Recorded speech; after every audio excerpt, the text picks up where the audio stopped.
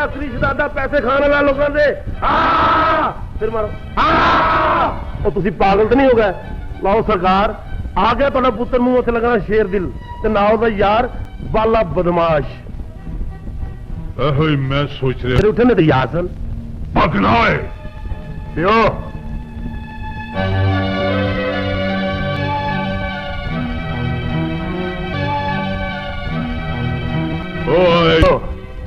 साडा यार बाला जेड़ा साडे खातिर जेलर ने ओदी जेल दी टिक टिकी ते चढ़ान लगा सी।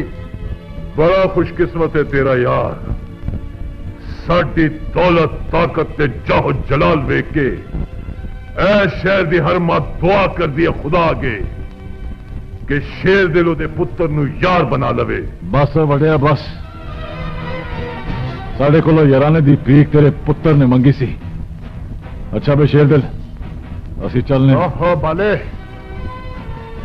ए चोल मोल ते साडे प्यो दी पुरानी आदत है।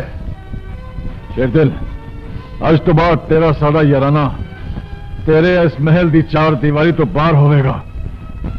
रब रखा। साडी जिंदगी दा रोज नामचा इसलिए खोलना चाहना है ना कि असी तवाइफ लई कत्ल क्यों किया है। नहीं शेरदिल नहीं, अपने दिमाग की खिड़की खोल ते मेरी गल याद रख, तवाइफ ते बदमाश कदी किसी दे यार नहीं बने।